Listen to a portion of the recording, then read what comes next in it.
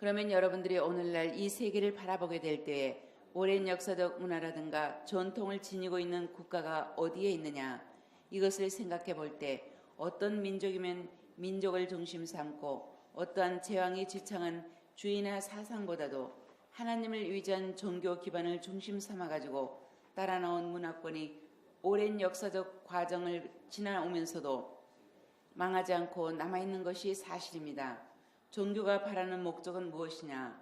선한 나라가 오기 전에 선한 가정을 요구하는 것이요, 선한 가정이 오기 전에 선한 개인을 요구하는 것이 종교가 추구하는 내용입니다. 그러면 선한 사람이 되어가지고 무엇을 할 것이냐? 선한 사람만 되는 것이 문제가 아닙니다. 선한 사람이 되어가지고 선한 생활을 해야 합니다. 선한 생활을 하는 데는 어떠한 선한 생활을 해야 되느냐? 인간들끼리 맺어진 사랑을 중심 삼고 선한 생활을 해야 하는 것이 아니라 하나님으로 말미암은 사랑을 중심 삼고 선한 생활을 해야 되는 것입니다. 요전에도 이야기했지만 행복한 사람이란 남자면 남자 혼자서 완성한 자리에 있는 사람이 아닙니다. 남성이 있으면 여성이 있어가지고 둘이 완성한 자리에서 하나 되는 인연을 맺어야 행복한 것입니다. 하나 되는 인연을 맺기 위해서는 반드시 사랑이 있어야 됩니다. 그것도 타락의 인연을 통하여서 이루어지는 사랑을 중심 삼고가 아니라 타락의 인연을 벗어난 하나님의 사랑의 인연을 중심 삼고 남자와 여자가 화합하여 가지고 생활할 수 있어야 됩니다.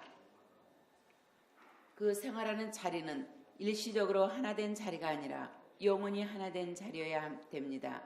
일시적인 사랑을 중심 삼고 하나 되면 일시적인 하나를 이루지만 영원한 사랑을 중심 삼고 하나 되면 영원히 하나 될 수 있는 것입니다. 그러면 타락 이후 인간들이 가진 사랑은 어떤 사랑이냐? 인심은 조석변이요 산천은 고금동이라는 말도 있지만 우리 인간의 마음은 매일같이 변합니다. 여러분, 개체의 생활 노정을 두고 보면 오늘은 이랬다 내일은 이랬다 하는 생활을 하고 있습니다. 그런 사람은 뭐냐 하면 변하는 사람이라는 것입니다. 그렇기 때문에 이랬다 저랬다 하는 생활 가운데서 사랑을 찾는 데 있어서 사랑의 중심을 어디에 둘 것이냐 하는 문제를 두고 볼 때 남에게는 둘 수 없는 것입니다. 또 이랬다 저랬다 하는 사람은 그 목적을 어디에다 둘 것이냐, 다른 데에다 둘 수 없다는 것입니다. 이랬다 저랬다는 관계이니만큼 제3자에게 그 목적을 둘 수 없기 때문에 결국은 자신에게 두는 것입니다. 내가 그리고 내가 만나고 싶은 그저 우리 문영매인데 모르는데 전부 다 성질이 급하고 닦아치면 닦아라 어?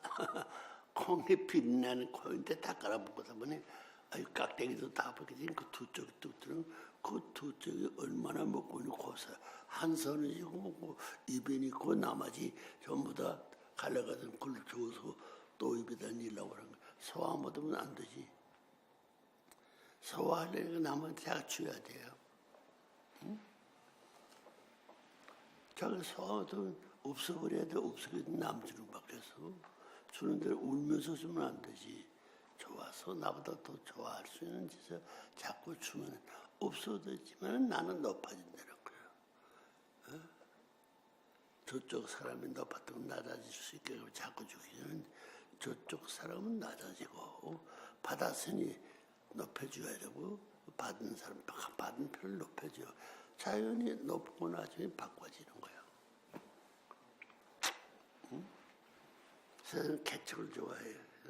이 동네에서 자성은 저 동네 반대하게 되면 요구 내가 모르는 사실이 뭉쳐있구만. 그걸 만나보게 되고 아이고 손 뜨고 눈이 둥그러지고 말이야.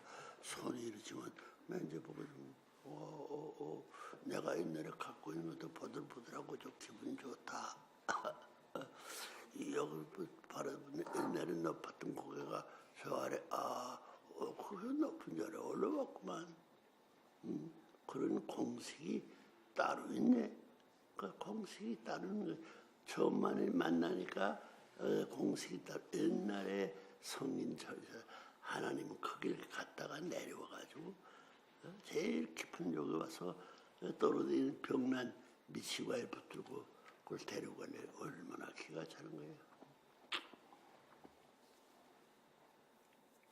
미치고 해야지.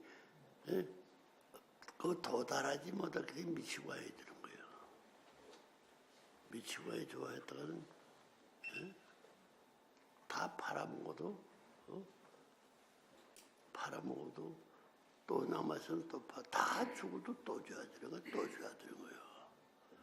그러면 미치고에 사는 거기다 높은 데 올라갔다 내려가는 것도 잠깐 내가 또 높은 데 가니까 미치고에는 미치고에들은 없어졌고 나는 애들은 나 혼자 따라가서 뒤돌아볼 필요 없다니까 뭘 보라고요.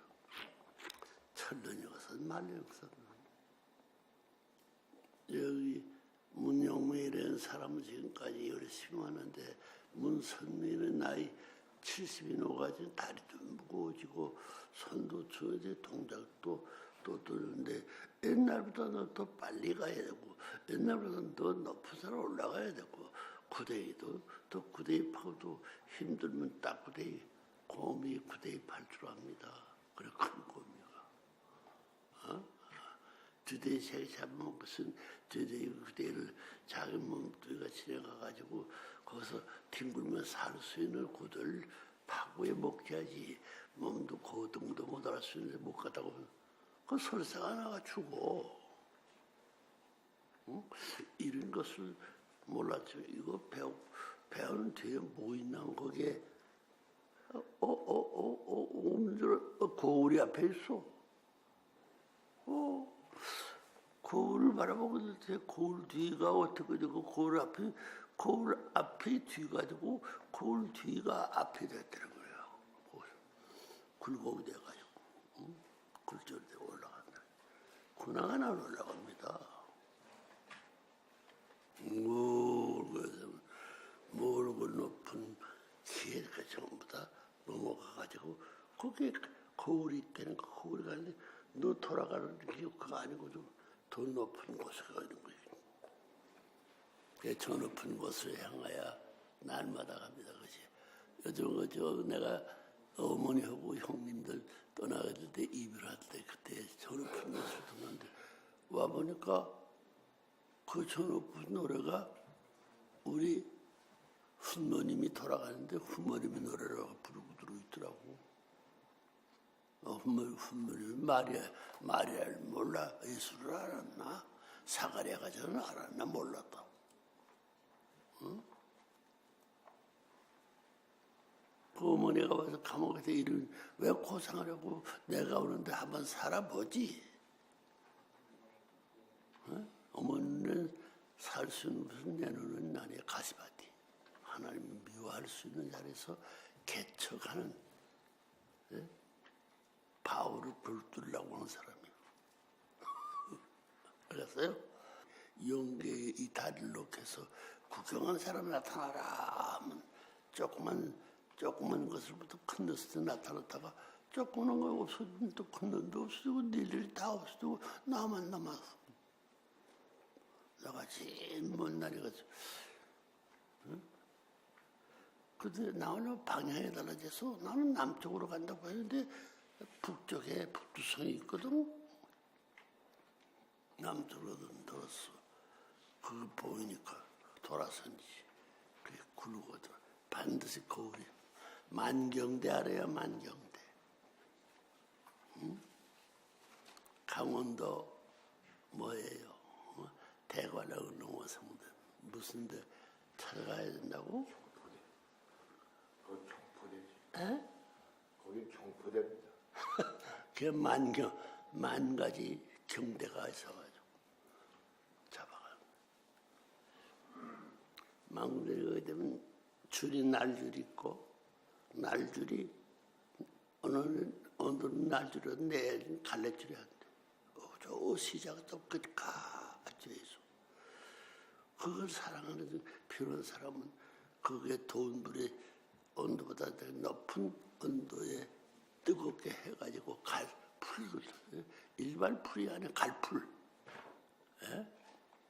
풀 중에 제일 달라붙으면 그 번길이 끊어져가지고 말라지는 그런 풀이 갈풀.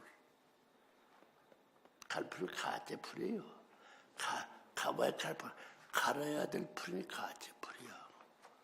ってなんだろう 크게. 星に尋ねてみたみんな仲良くすることさ星は答えた大きなお日様中にして9つの星が回る愛の光を受けながらそれが幸せ幸せってなんだろうバラに尋ねてみた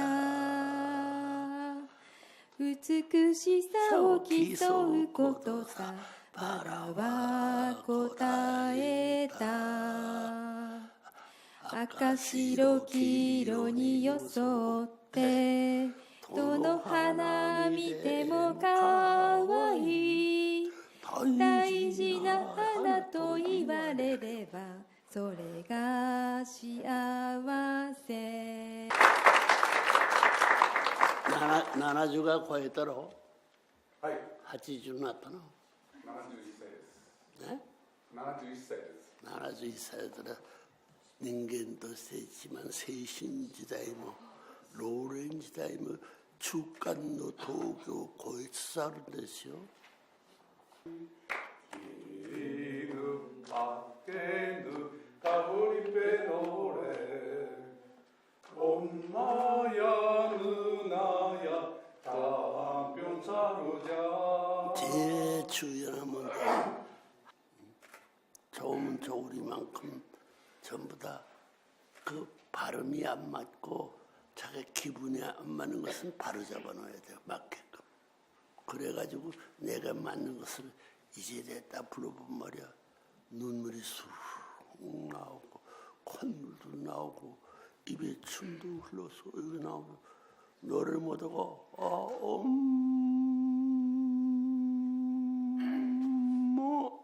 말을 다섯 번 어떻게 나야 돼? 간도노 아마리니 쇼기게 기가 구릴 때 심하거든. 소위 교친이 쏟았을 때 강교 마루메테 오도도 스베드로 오도가 히드즈노 호흡을 맡으면 돼.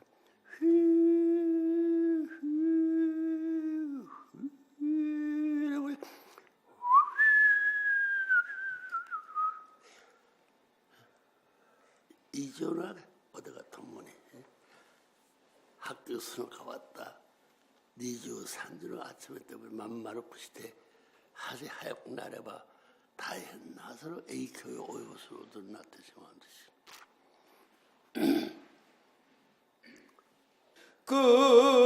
끝없는 꿈의 거리를 헤매여 왔는가 성은 허물어져 밤에인 터인데 방초만 무성해 세월이 허무한 것을 말하여 주노라 외로운 전하그네 홀로 잠 못 이루어 그 슬픈 벌레 소리에 말없이 눈물 져요. 제가 문영국 할아버지 좀 증언을 좀 해도 괜찮겠습니까? 이 사람들은 얘기 안 해줬나? 이 사람들한테는 안 해줬습니다. 해주라. 예. 해주라고. 황선 저기 옛날에 할아버지 문희영국 하라고 나하고 무슨 관계 있나? 승래 이거 들었어? 처음이야? 뭐 들었어? 들어보라고. 그리고 문서짝이 좀 더 그게 와 판찍인 것 같아. 기계 판. 할아버님은 아버님의 종조 할아버지이십니다. 이게 어제도 아버님께서 말씀을 하셨는데 아버님의 할아버지는 세 분이 계십니다. 문유구 할아버지는 우리 나라를 일본으로부터 찾기 위해서 독립운동을 하셨지만은 아버님께서는 하나님의 조국을 이 땅 위에 찾기 위해서 일평생을 홀로 수많은 고난과 역경을 극복하고 오신 아버님이신 것입니다. 그런데 아버님께서는 저희들이 어렸을 때 집안에 대해서 많은 말씀을 주셨지만은 저희들이 그것을 잘 알지를 못했습니다. 그러나 아버님께서는 아버님 스스로가 아버님의 가문을 이렇게 얘기하는 것은 참 가끔 말씀하실 때 내가 우리 가문을 얘기하는 것은 좀 뭐하다 그런 말씀을 하셨는데 그 말씀을 듣고 이 할아버지의 이 유품이 이렇게 나온 것을 보니까 저희들이 바로 부모님의 가정에 대해서 말씀을 해드려야 된다고 생각이 됩니다. 어제도 아버님께서는 여기 문성용 회장님 이렇게 앞에 놓고 그 옛날에 아버님께서 어리셨을 때 정말로 그때를 생각하시면서 얘기를 주시는 것을 볼 때 정말로 얼마나 고향을 그리워하시고 또 옛날에 형제 또 살았던 그 생각을 하시는 아버님을 생각할 때 우리가 그 아버님의 가슴 속에 정말로 서려 있는 한과 또 여러 가지 사정을 풀어드려야 될 그런 사명 또한 우리 식구들에게 있지 않은가 이렇게 생각이 됩니다. 다행히 문중구 할아버님께서 이러한 하나의 기록을 남기지 않았더라면 그 할아버님은 이름으로만 남겨져 있었을 것입니다. 그러나 이 할아버님께서 78세 때에 할아버님의 학력과 경력에 대해서 자세하게 이렇게 기록을 해 놓으셨습니다. 이 필체를 놓고 보면은 방금 아버님께서 말씀을 하셨지만은 인쇄로 이렇게 찍어낸 것처럼 얼마나 글씨를 잘 쓰시고 또 아주 명문장으로 이렇게 글을 남기셨습니다. 더욱더 귀한 것은 78세 그 기간에 얼마나 많은 사연도 많고 남겨야 될 것들이 많이 있었겠습니까? 그러나 그런 것들이 하나도 남지 않은 가운데서 이 한 폭의 글이 남겨져 있다고 하는 것은 문중구 할아버지에게 귀할 뿐만 아니라 아버님께서 문씨 가문에 정말로 이러한 할아버지가 계셨다고 하는 것을 누누이 말씀을 하셨는데 그런 아버님의 말씀의 증언이 이 한 폭의 글로 남아졌다고 하는 입장에서 이 글이 대단히 중요하다고 하는 것을 여러분의 말씀을 드릴 수가 있습니다. 조상들이 전부 다 이름난 천재적인 서술가든 스승의 이름을 갖고 살아 죽은 사람이 많습니다. 34세 경술 합방 이후에는 이것은 경술년은 1910년 우리나라가 일본과 한일 합방을 되던 때입니다. 이 해에 조선 기독교 장로교회에 헌신 입교하여 신도가 되었다. 1910년도에 기독교의 신도가 되었습니다. 그리고 35세부터 36세까지 2년 동안은 평북 정주 읍내 사립신안 소학교에서 남녀 학생을 교수했다. 이 앞에서도 정주군 덕흥 의숙에서 한문 교수로 계셨는데 35세부터 36세까지 그 정주 읍내에 사립학교 여기에서 남녀 학생들을 가르쳤다. 그 할아버지 만들어서 전부 다 37세부터 41세까지는 공부하지 않은 학생들을 모아다가 동네 고지 사촌 같은 전부 다 딴따라 빼들지 모아가지고 37세부터 41세까지는 평양 장로교 신학교에 입학 5년에 제11회 졸업을 하였다. 그러니까 37살에서 41살까지 5년 동안 평양 장로교 신학에서 공부를 하셨습니다. 우리나라의 기독교 신학에서 가장 유명한 신학이 평양 장로교 신학입니다. 그래. 이 평양 장로교 신학이 한국에 내려와서 그 한국 신학이 되었습니다. 오늘날 한국의 유명한 목사님들, 큰 목사님들이 다 이 평양 신학을 하셨고, 이 평양 신학을 나오신 분들은 한국에서 보면 대단히 똑똑하고 유명한 인사가 되었습니다. 아마 문윤구 할아버님께서도 이 평양 신학을 다니심으로써 신학문을 접하고 기독교의 그 사상을 접해가지고 그 마음속에 큰 뜻을 품고 나라를 정말로 찾아야 된다고는 이런 생각을 하신 것 같습니다. 평양하거든 대동강, 그다음에 부병루 좌우편에 아침에 반사되는 것이 미라지라서 공중의 도시로 보여. 아침 별쪽 이쪽에서 이쪽 편에 보이고, 아침 저녁은 이쪽에서 그쪽에 반대편에서 보는 미라지는 육상에 있는 화려한 도시가 공중에 더 화려한 도시로 보이는 거예요. 그게 자기가 아는 도시 알고 보면 어디 것이 굴적을 통해 가지고 이래 가지고 어디 어느 나라인지 모르지만 그 화려한 도시가 그 공중에 보이는 거예요. 그 공중에 태양을 따라서 저녁 되게 되면 태양과 더불어 사라져. 다음 날 아침 중천이 되게 되면 3분의 2 정도의 절반 단지거든 미라지가 또 따라가져 가지고 공중에 더 도시로서 이렇게 같이 또 전화가 나고, 그것이 매일 매 계절 추나 추등 사계에 달리 보이는 것.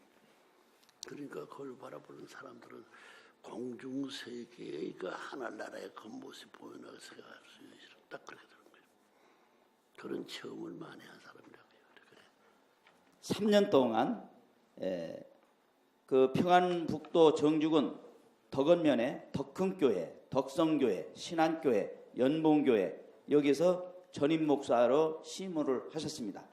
여기는 3개 교회에서 시무를 했다지만 아버님의 말씀에는 7개의 교회에서 이렇게 시무를 했다, 이렇게 말씀을 주셨습니다. 그러니까 그 당시에 우리나라는 목사님은 숫자가 적고 여기저기 내가 일거에 다 댕기면서 할아버지가 어떠한 할아버지가 알아보겠어. 조사대인 거야, 조사. 자기 나라까지 삼켜불리는 쫓아내는데 한국과 고구려, 그 중국과 소련이 연결되어서 큰일 났거든. 그 영미부를 중심, 고라파를 중심 삼아가지고 보조받아가지고 한국에서 자연스러울 수 있는 기독교를 믿어가지고 혁명적인 새로운 촛불이 아니야 등불을 만들어서 등대를 만들기 시작하면 등대 알아요? 등대가 뭔지 알아요? 에? 밤에 배가 갈 수 있는 망망한 바다 위로 갈 수 있는 방향을 제시해 주는 거예요. 어디로 가야 된대. 응? 그 불빛이 300리 이상까지도 비춰준다는 거예요. 300리, 5천년 역사, 3천년 역사, 5천년 역사, 7천년 역사, 어머니 없는 하나님 아버지를 믿고 나가는 것은 홀수야. 어머니 없어. 그러면서 아들, 딸을 길러왔다는 것이 백성 어디서 나왔는데 그게 수습거리는 거지. 우리 집안에 어머니, 아버지가 할아버지 다 있는데 한국 나라 역사는 할아버지도 없고 어머니 아버지도 없고 자기의 가정도 없고 공동도서 황탕탕이야. 황탕탕. 자, 그리 얼마나 참 염려스럽고 얼마나 잘이 못해가지고 전부 다 미쳐 돌아다니까 그걸 알아야 됩니다. 우리 통일교회 자리 잡기 얼마나 힘들어 알아요? 정말로 아버님의 가문이 일본으로부터 얼마만큼 고통을 당하고 어려움을 겪었는가 하는 것을 알 수가 있고, 문윤구 할아버님께서 이 나라를 찾기 위해서 1910년에 우리나라에서 유관순 열사를 비롯해서 전국에서 만세운동이 벌어졌습니다. 이때 이 할아버지께서도 여기에 참가를 하셨습니다. 이 내용에 보니까 43세부터 이게 김인현 1919년 음력 정월에 조선 독립을 위한 발기인으로 평북 노회 선천읍 남예배당에서 개최하고, 이태왕 순종 황제가 돌아가셨을 때에 이제 장례를 치를 때에 평안북도에 있는 각 교회의 목사, 장로급 기독교 신도 4천여 명으로 일어나 엄숙한 장례식에 참여를 한 후에 야밤에 매우 야심한 방에 이제 그 장로 가운데 백시찬 장로라는 분이 계십니다. 백시찬 장로의 방에 몰래 들어가 미리 깊이 감추어 두었던 독립 청원서, 그러니까 독립 발기문이죠. 여기 청원서에 이름을 서명하고 북쪽에서부터 계속하여 조선 전체 13도의 대표 의사를 연통하여 이름을 쓰고 날인하여 파리 강화회에 제출하여 접수하게 하였으며, 이 내용은 뭐냐면 우리나라가 자주 독립국가임을 확인하는 전국 13도에 있는 대표적인 양심과 나라를 사랑하는 사람들로 하여금 여기에 이름과 서명을 하게 해서 그것을 파리 강화 조약에 보냈다 하는 그런 얘기입니다. 그리고 2년 뒤 9월에는 군자금 7만 원을 만주에 거주하는 김숙재 목사에게 보내어 상해 임시정부에게 전달하였으며, 아버님 가문은 이 윤구 할아버님께서 그 문씨 가문에 있는 전답, 모든 땅이나 광산이나 여러 가지 재산이 될 만한 것은 전부 팔거나 잡히거나 이렇게 해서 돈을 만들어 가지고 나라 독립을 찾기 위해서 군자금으로서 7만 환, 그 당시 7만 원이라고 하는 것은 아마 오늘날로 얘기하면 뭐 7억 원 이상의 그런 가치를 가진 큰 돈이라고 이렇게 얘기할 수가 있습니다. 개인이 그러한 돈을 당시에 만들어서 보내는데, 아버님 말씀 가운데는 7만 원만 보내는 것이 아니라 그 김숙재 목사를 보낼 때 그분이 가는 여비, 그분이 다니는 모든 여관에 가서 잠자고 밥을 사 먹고 하는 그런 여비까지 8천 환을 보태가지고 7만 8천 환을 이렇게 보냈다 하는 말씀을 아버님께서 하셨습니다. 그러니까 이 돈은 액수로 계산할 수 없는 엄청난 돈을 개인이, 그리고 그 개인은 문윤구 할아버지 개인이 아니라 그 말씀을 들어보면 우리 문성용 할아버지 회장님 가문에도 전부 기독교이니까 그 집안을 전체를, 문씨를 대표해서 나라에 바로 독립군자금을 보냈다, 이렇게 우리가 봐야 될 것입니다. 그리고 아버님께서도 충모님께서 저 높은 곳을 향하여 노래를 언제나 부르셨다고는 얘기는 그 가문 전체가 기독교 집안이었다고 하는 것을 우리가 미루어서 알 수가 있는 것입니다. 그 7만 원을 이렇게 보냈으며, 이듬해 2월 7일에는 정주 오산사립고등학교 학교장과 오산학교가 나오는데요. 오산학교는 문윤구 할아버님께서 그 이승훈 선생과 함께 만들었다, 그렇게 말씀을 언제나 하십니다. 문윤구 할아버님께서는 어떤 일을 하실 때 크게 다 일을 해놓으시고도 겉으로 앞장서지 않고 뒤에서 나타나셨다고 이렇게 말씀을 하셨는데, 그 오산 사립학교에서 학교장과 또 선생들을 이렇게 불러 모았다는 얘기는 문윤구 할아버지가 오산학교와 관계가 없이는 그 학교 교장을 비롯해서 선생들을 끌어낼 수가 없는 것입니다.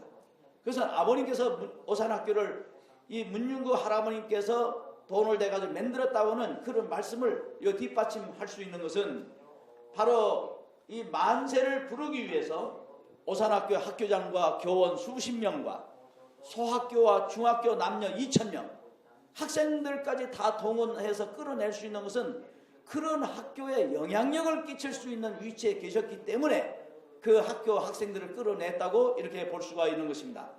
그리고 그 정주군에는 여러 교회를 다니면서 목회를 하셨고 그 신도들로 하여금 아주 존경받는 목사님으로 계셨기 때문에 이 문윤구 할아버님의 말씀에 의해서 신도 2,000명이 3,300명이 동원을 했습니다.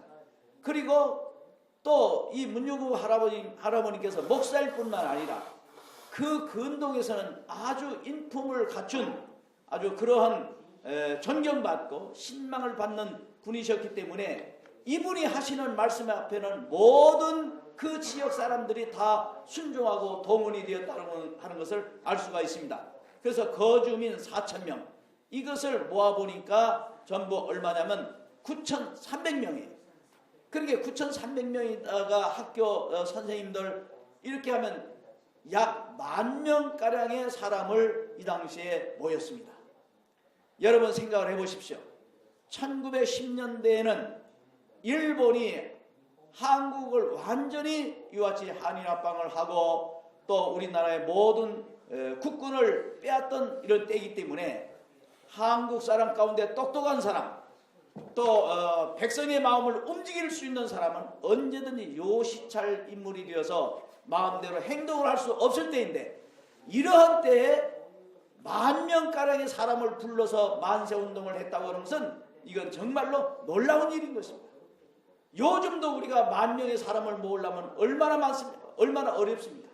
그런데 일본의 감시하에 있는 그때에 10,000명의 사람을 모을 때는 정말로 비밀리에 다 연통을 해가지고 몇 월 며칠 날 모이자 이렇게 연통을 해서 모였다고 하는 것은 얼마만큼 문윤구 할아버지가 비밀리에 정말로 또 인품을 받고 아주 존경을 받는 분이었기 때문에 그 많은 사람을 불러서 만세운동을 이렇게 일으켰던 것입니다.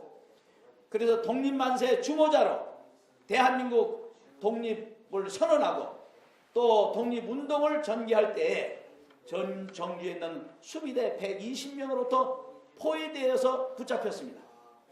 여러분들 예수님께서는 정말로 십자가에 돌아가시고 못을 박혔다고 했는데 이때에 제일 앞장서 만세를 부르던 할아버님은 옛날에는 총에다가 칼을 꽂았습니다.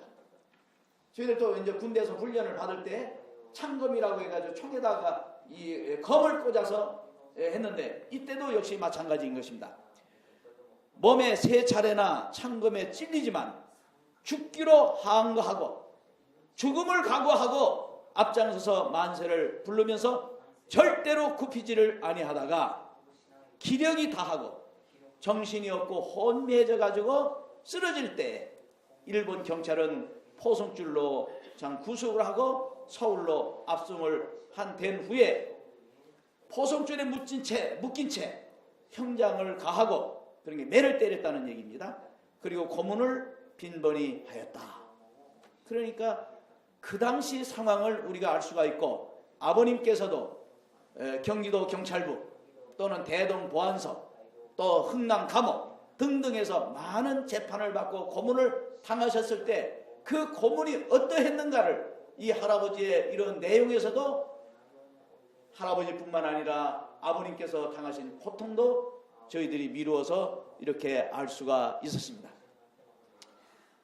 그래서 주모자로 잡혀가지고 이제 재판을 받는데 4개월 동안 구류가 되었고 제1심과 그 다음에 항고를 해서 항고심에서 2년 징역을 선고받았다. 2년 동안 감옥에 살게 되었던 것입니다. 임진년 이 해는 1940년이 되겠습니다.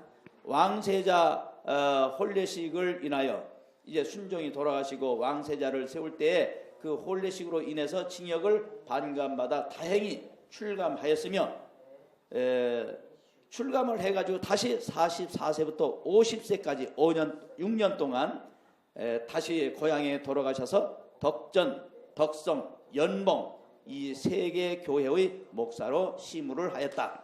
그러니까 문윤구 목사님은 할아버님은 목사님이십니다. 그러니까 독립만세도 주동할 때도 목사였고 그 다음에 형무소에서 형을 살고 나와서도 다시 교회로 돌아가서 교인들을 이렇게 가르치는 그런 목사님이셨습니다. 51세에 그 할아버지를 경찰서에서 요시찰 갑종으로 지정하여 구속하는 날을 연포하고 연고로, 그러니까 이제 감옥에서 나오기는 했지만 목회를 할 때도 언제나 일본 경찰이 그 집안 주위를 돌고 또 요시찰 갑종 인물이니까 제 1급 인물이니까 중요한, 일본에서 볼 때는 중요한 인물로 지목을 해서 언제나 감시 감독을 했는데 몇 월 며칠 날 이제 다시 붙잡아 들인다 하는 그런 것을 알고 목사직을 사임하고 부득이 피신하여서 충청북도 직산에서 3년 동안 숨어서 지냈다, 이렇게 기록이 되어져 있습니다. 이후에 그 직산을 거쳐가지고 강원도 강릉 옥계지방에 머물러 살았고 중천운이 순환하여 이제 세월이 가가지고 1945년 해방이 되므로 바로 고향으로 돌아갔으나, 그러게 이 한국에 와서 피신을 해서 살다가 독립을 하니까 해방이 되니까 바로 고향으로 가셨습니다. 그러나 가보니까 벌써 이제 김일성이를 중심한 공산주의, 공산당이 쫙 깔려가지고 이미 적화지대가 되어서 회생할 수 없는, 다시 회복할 수 없는 그런 고향에 계속 머물 수가 없어가지고 그 이듬해 병술년 1946년 정월달 17일에 아내와 자식과 원군 종족에게 고별하고 도저히 그곳에서 목사의 신분으로 지내실 수가 없기 때문에 아내와 자식을 놔두고 일가 친척에게 내가 고향을 떠난다고 이렇게 알리고 이북을 떠나 신분을 버리고, 그때부터는 목사 신분을 버리고 월남할 때 하늘에 맹세하면서, 하나님, 아버님께서 이북에서 내려오실 때 38선에다가 한 발은 북쪽에다 한 발은 남쪽에다 대고 하나님 앞에 내가 이 기필고 남북 통일을 해드리겠습니다, 이렇게 맹세의 기도를 하고 38선을 넘으셨다는 아버님을, 저희들은 아버님의 말씀을 많이 들었습니다. 이 할아버님께서도 정말로 마음에 맹세를 하실 때에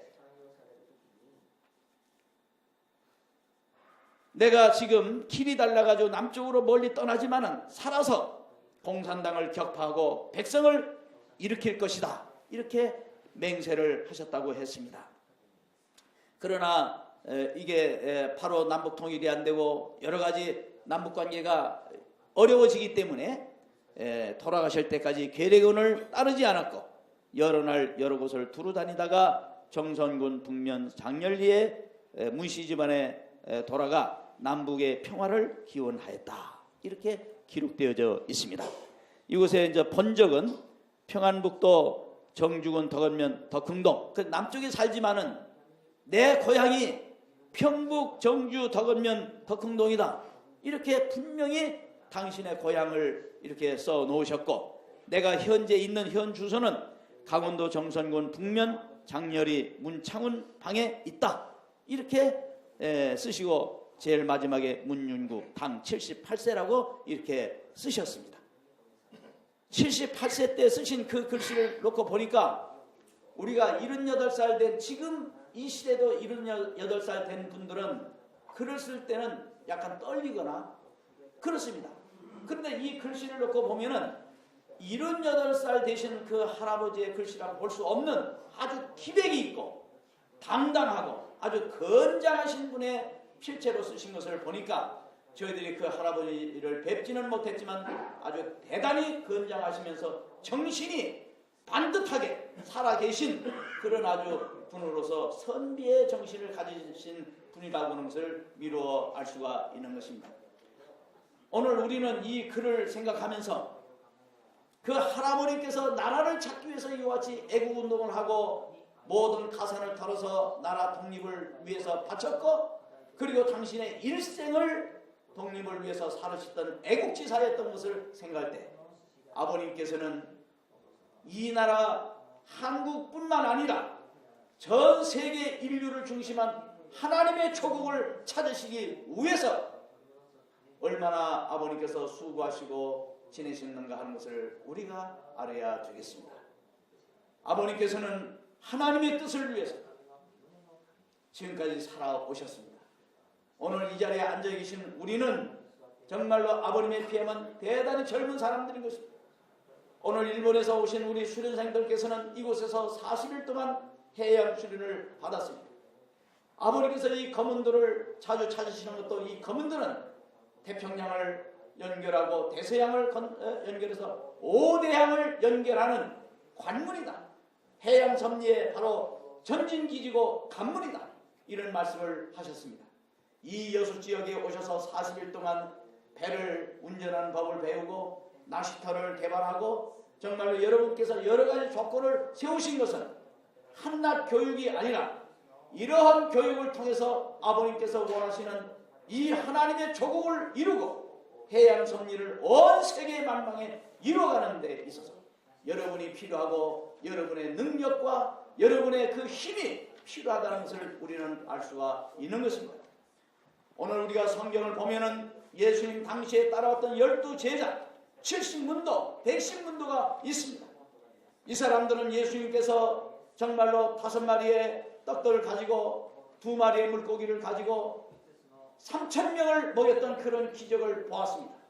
바로 예수를 증거하고 있었던 그런 증인이었던 것처럼 오늘 우리들도 아버님을 모시고 아버님께서는 5대양 6대주를 돌아다니시면서 세계 곳곳에 하나님의 나라를 이루시기 위한 전진 기지를 만들고 또 땅을 마련하고 그리고 우리를 축복을 해서 하늘나라의 백성을 만드시고 하나님의 주권을 아벨유엘이라는 이름으로 만드시기 위한 아버님 93세의 그런 노후를 이끄시도 연세를 잃어버리시고 정말로 일선에서 이런 하나님의 뜻을 이끌어가고 계신 아버님을 모시고 살고 있는 이 시대의 증인들인 것입니다. 여러분들은 아버님을 실제 배웠고 아버님의 말씀을 들었고 아버님으로부터 지목을 받아서 노래도 부르고 정말로 우리가 이 땅에서 이런 아버님과 함께 호흡을 하고 아버님과 함께 이런 하늘나라의 사상을 배우고 있다고 하는 것은 놀라운 기적 중의 기적이고 우리들이야말로 이 시대의 사람들에게 증언을 해야 될 증인들인 것입니다. 이 증인이 증언을 하지 않는다면 어떻게 되겠습니까? 그런 면에서 오늘 우리는 단순히 수련을 받고 돌아가는 것이 아니라 이 40일 기간을 통해서 우리의 인생관이 바뀌고 우리가 남은 여생을 통해서 어떻게 살아야 될까를 우리가 다시 한번 생각할 수 있는 그 아버님과 맺어진 인연의 끈을 높이 우리가 간직을 해야 될 대단히 중요한 때라고 생각이 되는 것입니다. 제가 이 문윤구 할아버지의 말씀을 전하는 것은 단순하게 돌아가신 할아버님이 아니라 이러한 문중구 할아버님의 가문에서 아버님이 탄생을 하셨기 때문에 문씨 가문이야말로 좁게는 나라를 살리는 그런 분이실 뿐만 아니라 이 가문에서 인류의 메시아여 구세주여 재림주여 모든 인류의 참 부모님으로서 오신 아버님이야말로 이 가문의 혈통을 통해서 얼마나 큰 역사적인 일을 하러 오셨는가 하는 것을 우리가 알 수 있고 이런 아버님과 더불어서 우리가 세계적으로 통일운동을 일으켜서 하나님의 조국을 만들 수 있다고 하는 것은 여러분들도 문윤국 할아버지처럼 하늘나라 창건에 정말로 중요한 대국의 공신들이 될 수 있다고 하는 것을 우리가 알 수가 있는 것입니다. 아버님께서는 요즘에 누누이 말씀하시기를 이제 내년도 1월 13일 기원절이 닥치면은 그 기원절 날에는 여러분과 나와 함께 하나님 앞에 축복을 해야 된다고 말씀을 하고 계십니다. 우리는 아버님의 손길에 의해서 축복을 받은 사람들인데 이제 기원절 날 아버님과 함께 한 자리에서 축복을 한다고 하는 것은 이건 놀라운 일인 것입니다. 아버님과 우리가 심정적으로 혈통적으로 하나가 되어서 천일국을 이 땅에 펼쳐야 될 시대요. 그런 자리에 참여할 수 있는 우리들이라고 하는 것을 생각하면 오늘 우리는 이 자리에서 다시 한번 새로운 결심과 또 결의를 다짐하고 우리의 모든 마음과 뜻과 정성과 재산을 하늘 앞에 바쳐서 이 뜻을 이루어가야 될 그런 정신이 이 문윤구 할아버지의 이 글 속에 담겨져 있다고 하는 것을 우리는 생각을 해야 되는 것입니다. 오늘 단순히 우리는 할아버지의 글을 읽는 것이 아니라 이 시대의 부모님을 모시고 하나님 조국을 이루는데 우리가 어떻게 개국공신의 반열에 올라갈 것인가 하는 것을 결단하고 생각할 수 있는 아주 중요한 기회라고 생각이 되는 것입니다.